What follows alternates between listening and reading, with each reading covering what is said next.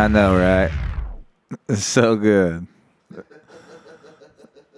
That was Fear of the Dawn from Jack White. That's the title track of his new album that just came out this month, last month, April 8th. I've had some time to sit with it for the last few weeks, man. I'm just totally blown away by the whole album. I wanted to talk to John Rosales from Holy Dead Trio. It's about time we've had him back on the show again. I know he himself is a Jack White enthusiast. We were even had a short stint in a White Stripes cover band down in Corpus Christi, Texas, nearly 10 years ago at this point. But I always love to have him on the show and hear what's going on in the Holy Dead Trio. And just really wanted to discuss this album with somebody because it's just Jack White's solo releases have been progressing into the unknown ever since he dropped his first one, Blunderbuss. That was almost 10 years ago. Now it was about the same time we were jamming in that White Stripes cover band. We were called Hello Operator. But yeah, Blunderbuss, Lazaretto got even more, on the psychedelic realm. And then his most recent album before this one, Boarding House Reach, was just fucking bizarre. I loved it. I didn't know what to think of it at first. After 3 or 4 listens, I got the picture. And so that's kind of what I was expecting with this new album, and that's exactly what we got. Let's get into the episode. This is John Rosales from the band Holy Dead Trio out of Austin, Texas. Long-term friend of mine. Let's get into it. Yo, what's up, dude? Hey, we're good to go now, man. Sorry about that. Okay. I couldn't tell if it was me. I was connected to the Wi-Fi, and sometimes it fucks up. No, you're good, man. We're all good over here. It's this iPhone, man. The way it doesn't have a fucking auxiliary jack in it anymore, really fucking me over. Yeah, that's one right now. I couldn't find my headphones, and it's like, God damn it! All right, sound the way it sounds. Yeah, exactly. It's fucking just another way Apple's keeping us down. No, I'm actually fucking about to buy a MacBook, dude. Oh, fuck yeah. You should. I don't want to say you should, but those Mac Studios are really badass. The new ones that they made. Mm-hmm. They're like the Mac Mini, but they're all like super upgraded. I'm trying to get me one of those. I'll have to look into that, man. I haven't really checked into it yet, but I have made the decision that it's gonna happen soon. Oh, fuck it. What's cool about a MacBook, because that's what I use. You can take it obviously anywhere and work on it at any point in any place, but it has a little bit of limitations as far as like you're looking at the tiny screen, right? It's way nicer to have a monitor to fucking see everything on. But yeah, no doubt, for sure, sure. So what's up, buddy? How have you been? Dude, I've been good. It's just right now I'm in the middle of moving, so what I've noticed with my life, it's like when all my shit's unorganized, fucking everything is unorganized, like everything. But I move in tomorrow to my new place, and then finally, like I just been waiting for this day because I've been in like a tiny apartment, sharing it with my girlfriend. So like, there's just no space to work on my any of my projects. So now finally, moving into a house in Austin on the east side in a really badass spot. So I'm like, man, finally, I've been waiting for this moment for forever. That's awesome. Congratulations, man. I'm happy for you. Yeah. So if we would have this conversation in 1 week, I'd be like, dude, life is shit. Life is amazing. Right now, I've just got everything in boxes. So it's like, that's good. Like I can see the future, man. I can see how clearly things are going to be, just being organized for me is like, that is everything. If I'm not organized, fucking everything, falls apart. Yeah, I hate clutter too, man. I feel like everything's got to be nice and neat. That way I could think right. And then once you get everything like decluttered, that's when you can like take the pen to the paper, man, write down some goals, get some plans going on. And that's how you fucking live your life. Oh, for sure, man. I really enjoyed when I was seeing you build your own studio and all that, like in your backyard. Yeah, well, it's like you're saying, man, I don't have enough space to work. Mm-hmm. You find like even though your house gets bigger, you just have more shit. So really just trying to find a spot to like be isolated a little bit, a little secluded, and kind of work on shit. Which is Hmm. another weird thing that I've noticed now that I'm getting older and my kids are getting older. I realize, like, man, I really do seclude myself a lot to try and work on this music and practice, and because that takes a certain amount of isolation. And at this point, it's like, man, do I really want to go lock myself up in the room and practice this shit, or do I want to just like go on a walk around the block with my kids, you know? So Yeah, yeah, yeah. The walk is nice too, man. I never realized like how much you actually have to like seclude yourself and shit, and it just occurred to me here Yeah, recently. what I'm noticing is like I work on a lot of like video projects with a lot of like really, high level investor, just badass fucking millionaire people, right? And they all do the same shit. And for them, it's like you got to be waking up at like 6 in the morning, get to have more time to work on your projects, especially if you have a family. Hmm. And for me, it's like I don't. It's like, damn. I mean, like you get so much more work time waking up earlier. Like today, I missed my alarm. So I woke up at 11. I was like, oh my God, what the fuck? But I was like, all right, you know what? I need the rest. Like, it's all good. But that productivity, man, of waking up earlier. Because sometimes I'll be working on a project and then I look outside and I'm like, oh shit, the sun's going down. It's like, damn, I just stayed inside all day. I Hmm. mean, writing the song or working on this video. So, that's what I'm saying. Like Yeah, taking those walks, man. That's I look forward to those days, you man. gotta balance it. I heard this. The statistic is something like if you wake up an hour earlier every day for the year, you end up with like an extra week or something like that. Damn, I Yeah, could see that. yeah, no doubt, man. A um, whole week of work time, man. Yeah, that'd be nice. yeah, I know Todd Severin, man. He gets up at fucking some crazy hour of the night and does like ripple work before he goes in to work on people's eyeballs. Yeah, it's crazy, man. Yeah, I'll get really early messages from him sometimes or emails, and I'm like, yeah, dude, fuck yeah, thank you.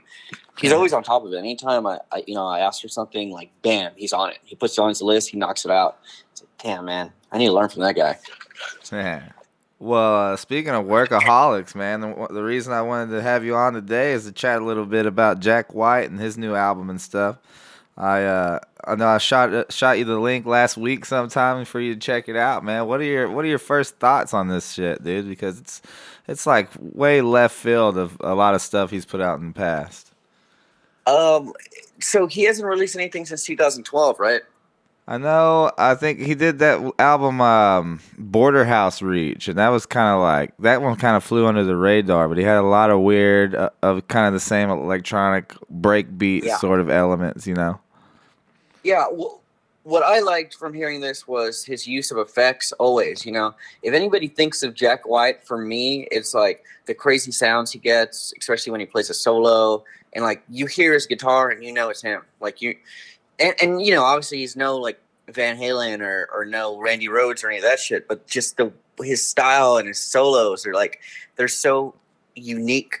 It's him. So that number one thing that got me on this album was like his new use of effects. I heard new sounds that he did on his guitar that I've never even heard before. That I wouldn't even know. I don't know how he does that. Like, is he just experimenting with a bunch of different effects, or does some like producer bring it to him and he use it? That's what do you think of the effects he had? I know, dude. I watched him play Saturday Night Live there, like right when the pandemic was really heating up, and he did some crazy shit when he stepped on his pedal, and I heard some of that on the album, and it just sounds to me like you can take those delay pedals and kind of fuck with the pattern so it goes ding ding ding ding ding ding ding ding. Oh Yeah, yeah, the yeah, oscillation or whatever. yeah. It sounds Yeah, like he's got that like on a volume swell, dude. So that when he fucking swelled up, it was like, and then he just right into a solo, and it was fucking nuts, man. And yeah. to me, it sounds like I heard him say once in an interview a while back that he had been like going to Coachella a lot. He liked like Kanye West, the way that he fucking really plays out to this huge festival. And so his music to me now sounds like kind of like festival, like Hmm. arena music, you know? And I know Kanye West said that he's got that kind of style from touring with U2. So as crazy as that is, Jack White kind of got some of his new shit from YouTube. I was kind of Well, connecting all the dots, you know. I don't know if this is 100% true, but what I heard is when like Tame Impala started doing their crazy lasers and shit on stage, that guys like Kanye and I want to say Travis Scott saw that and found out who was doing that kind of crazy psychedelic lighting, and then took that shit to a whole nother level on their performances and on their stage setup. So, like, I know there's a lot of truth to that. Them seeing each other at festivals and be like, "Whoa," it's a completely different genre, but they're like, "Wait, I can use that in my music." Uh, So, Absolutely, yeah. and also I noticed how his songs, it's like it's almost like they're playing their song right, and then there's a DJ that's fucking with the song, throughout the Mm-hmm. like. I heard Josh Homme talk about this when they were making that last album with Mark Ronson, he works with more like fucking Yeah, like Miley Cyrus, I think too. Lady Gaga and shit like that. Yeah. And he was saying it's cool for him to like take the whole mix, like if it wasn't a DJ set where you can kind of splice shit together, mix stuff together. And I could tell that there's some of that going on in Jack White's new album too. Just Oh, like for sure. they kind of I go into those break beats and shit, man. It's really cool. I could just imagine being at like Coachella or something and seeing this shit. Yeah, I couldn't tell the difference between like when one song ended and one song started. Like one thing that got me was like I looked at this. We were all. It was already on song 4, and I thought that only one song went by. They just blended together so well. So yeah, I mean, I could definitely see that he has a producer in there. He's like, you know what? Watch this. Like we'll just chop this here, throw it at the end. No one's gonna know. Now it's 2 songs, right? Right, yeah, and it did have some reprise in there, or like some recurrent themes coming back later on throughout the album. Yeah, It's just dude. really fascinating. He's really pushing the genre, man. I'm always very surprised by his new material and just really impressed and blown away. Yeah, I don't know what to call it. Because at first you would call kind of White Stripes that like garage rock or borderline some punky blues. Right now it's like on the verge of, I don't know how Shit. radio friendly it is. I don't really, you know what I mean. Yeah. I don't know what to call it. They they got into some like reggae sort of dub kind of themes too that I heard in there. Yeah. And I know that they were exploring that kind of stuff with the Dead Weather and shit. They got some songs that are kind of have that sort of dub kind of feel to it. Hmm. Uh, Yeah. Oh, the snare drum was one thing that really got me, and yeah, I was just thinking, what the fuck? Like, I would never, if I was mixing an album, I would never put the snare like that. It was just so ringy and just um, like the way it hit, it was like, like there's like a reverb on it, which it works so well with what he's doing. But me, I would never do that. I wouldn't even know how to make that work. It sounded great. yeah, dude. It's really fucking. And after keeping up with him throughout basically his whole career, I mean, he's been super, like, he's been right there at the forefront of modern rock and roll music since we were growing up. Yeah, Uh, Rack and my favorite project he's been in for sure. Raconteurs? Yeah. Yeah, dude. Uh, the So, what was your? The new one that they put out, Raconteurs, man, was sick a couple years ago, bro. I don't think I heard that one. You I didn't should, even know the other one. you'll have to check it out, man. I'm pretty sure they put out a new album or at least a song that I heard. Fuck yeah, yeah, dude. That was one of my favorite bands. That I think they just did one album, right? Yeah, they just had the one. They had like the Broken Boy Soldier and all those songs like that. What was your favorite song on this album? Oh man, it's hard to decide, bro. Honestly, I like it, like you said, the first 3 or 4 songs is kind of like one big movement, man. I really like all that, and then it kind of takes some twists and turns from there. But yeah, I think just kind of the first couple songs they're the more rocking kind of shit that I would expect from Jack White before he starts getting more experimental throughout the album. For sure. The first song reminded me of Rickshaw Billy's or Your Patrol. I don't know if you heard that band. I haven't really taken a deep dive into them, but I see them playing around a lot out there in Austin. I have to check them out more. Yeah, when you hear it, you're like, oh shit, yep, that's just like that first song. It's just a way of like, you hit like two big notes, dun dun, and then like you say a line, and then dun dun. I don't know. I don't know what you would even call that kind of structure, but they do that a lot in their music. When I heard that first song, I was like, damn, Hell yeah. right? I love that shit. I don't really do songs like that. It's sort of that Yeah, garage rock, loud, quiet, loud, yeah. sort of like post grunge kind Mm-hmm. of shit. My favorite song on here was that "Fear of Daylight," or it was like "Escophobia" song Oh, or whatever. yeah. But that was another one with the use of like effects and just how it started. It just there's something about it that I remember that so clearly in my head the way it sounds. Um, and then it goes into that next song where it's like "Into the Twilight." Into the twilight. Yeah, right. So catchy, man. I love that shit. He just married the girl in his band. I forget what her Oh name no, is. sure. Yeah, they were married on stage at the concert at one of their shows recently. She's the one singing that "Into the Twilight" song. Yeah, yeah. I Dude. think she's been with a part of his band ever since he struck out as a solo artist, and he's been traveling with those two different bands. Uh, he calls them the Buzzards and the Peacocks.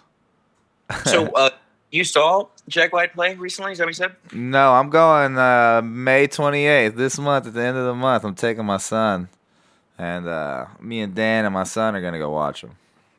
Nice. I've never seen him before. I'm super stoked about it.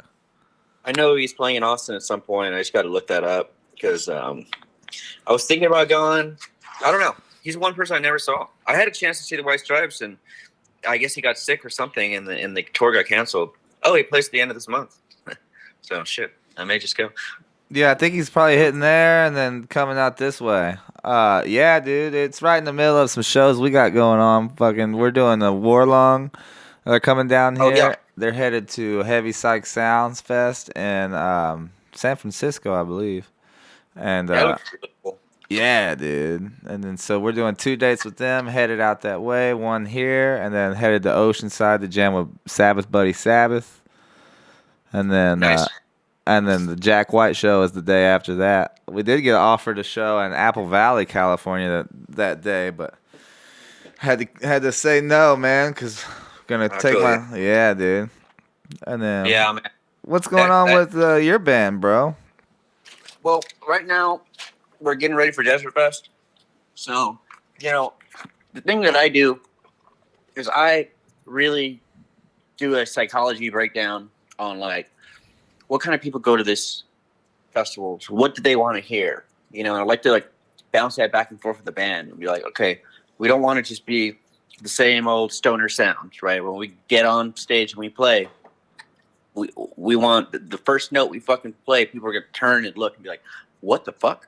I need to go see this because it's not sounding like everything else. So I'm just kind of hyper analyzing and being like critical of the set lists and like the sounds we're gonna put out there.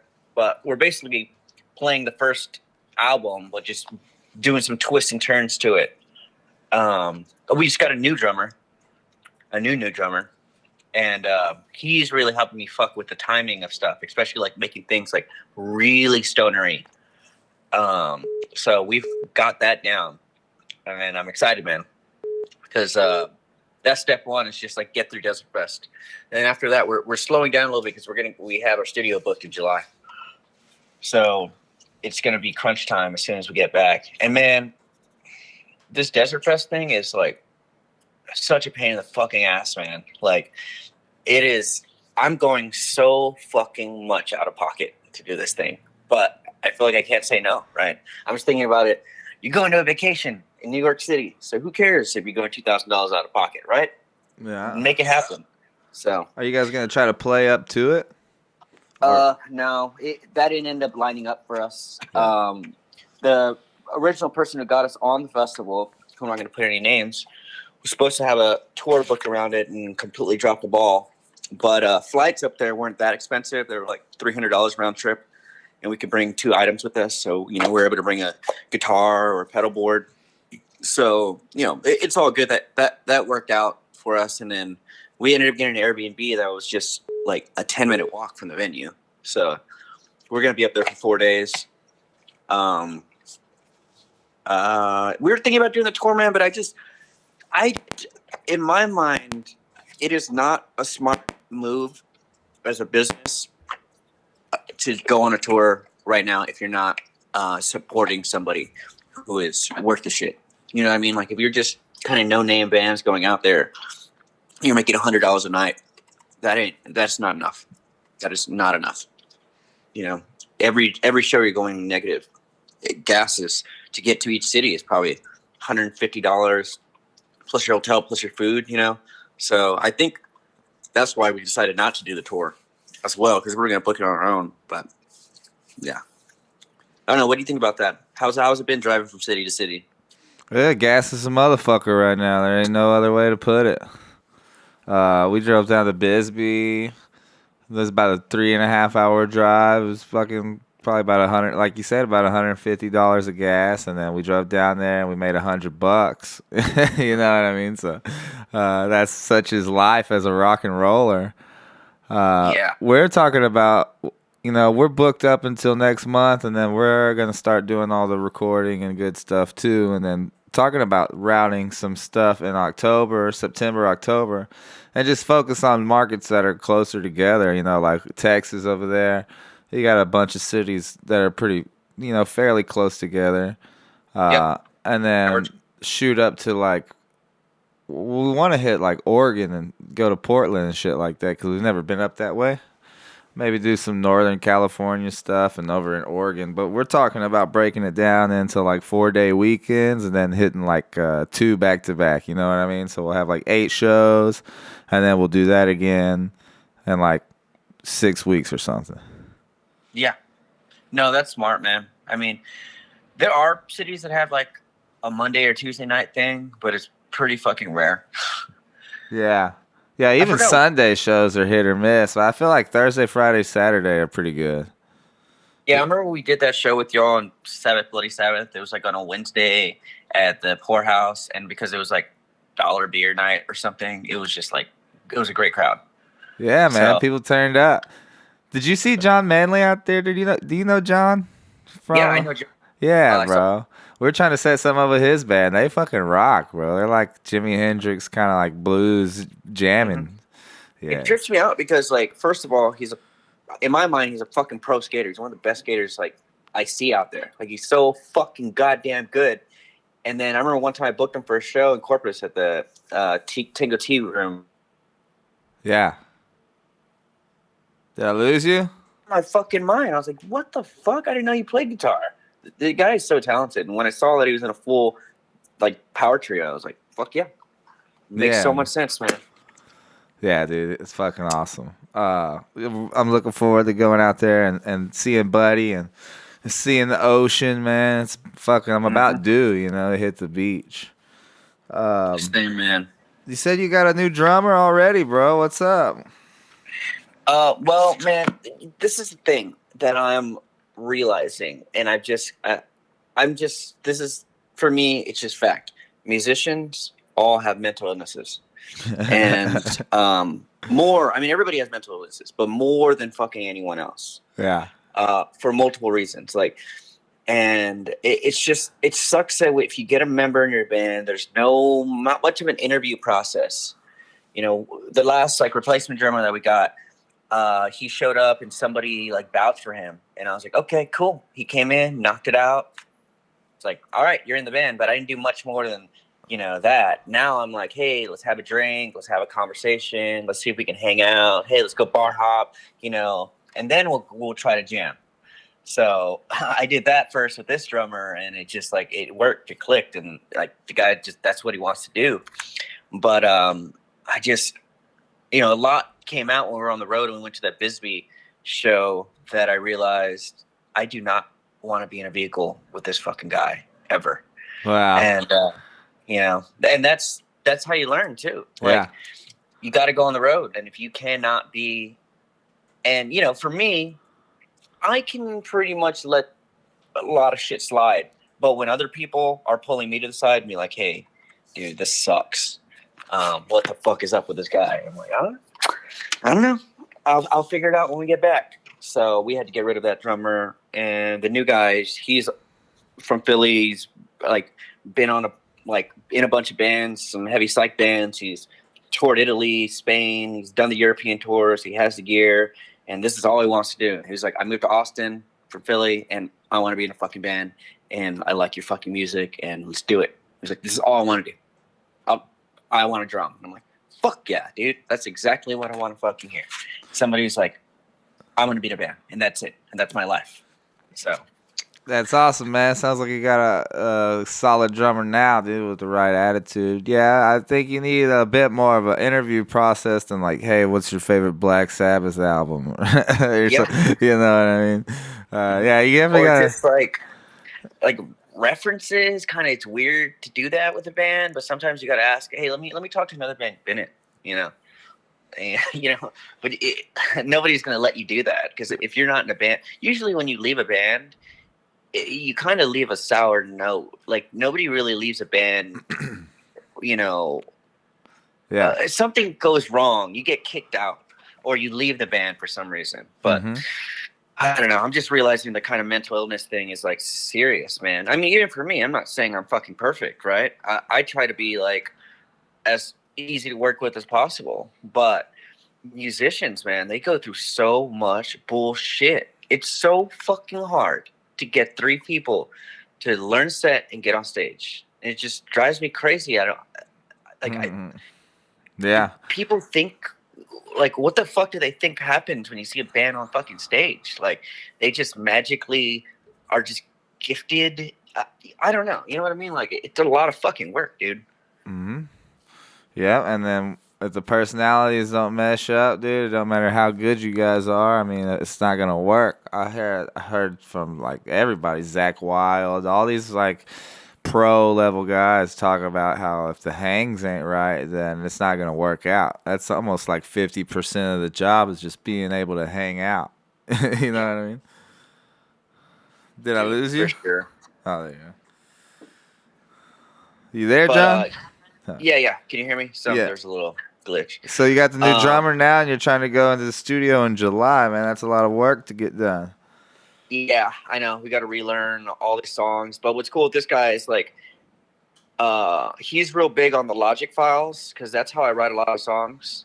And he was like, "Look, if you give me the Logic file and I can see the structure, I can start working on that shit at home, so we don't waste any time in the studio." And we're like, "Oh, play part two again. You know, the part two before the solo, but before the second solo, in the middle of the verse. You know." And he's Mm. like, "If you get that Logic file down, most of the ideas there." He's like, "That's the best way to do it." So, Easy Drummer 3 is about to come out. I don't know if you fuck around with any of those drum programs, but I use a Logic Drummer to make my beats, but I'm about to get the Easy Drummer to really start putting a lot. That's why it's like, fuck yeah, I got my own fucking studio now in this new house. I'm gonna be putting a lot of time into getting these fucking Logic files down and like having the album basically written before we even go into the studio.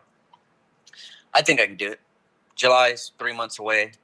I'll be good. If I dedicate one day a week to just perfecting and getting that fucking Logic file down, everybody's on the same page and everybody can do some rehearsing at home. Are you still trying to go to Sonic Ranch? Yeah, for sure. Sweet. That's yeah. If like 100%, I want to fucking record in that studio. That's one of the best. I want to be isolated for a week and just do it. But we'll see. I think we'll be ready by July. And for me, I don't like.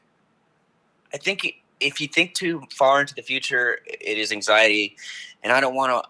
I like to put a deadline and be like, be ready by that day. Okay, we're talking about Jack White here, right? Jack White's philosophy is we go in the studio on this day and we record, and when we get out, that's what we sounded like on that day, and that's the fucking album, and that's it. And for me, I'm like, okay, this is what we're gonna sound like this week. So Yeah.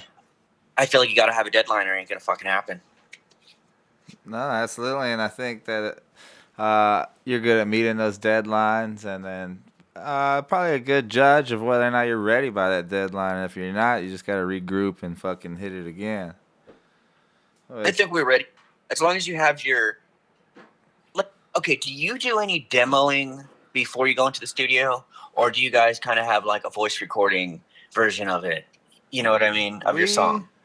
What we do a lot of when we're writing new material is we'll record it like on the phone, like or a video of it, and then we just kind of Mm. trade that video back and forth. We use a lot of unlisted YouTube links, man. YouTube's a great way to share shit because you can hide it. Yeah. And so only the people that got the link can listen to it. So we'll get a good video of our new stuff, put it up as an unlisted video, share that back and forth, and then it kind of grows from there. Or we'll be tighter the next time we come around because we're all listening to it. Before, like, I had my guys like immediately available. I used to demo a lot of shit in the bedroom.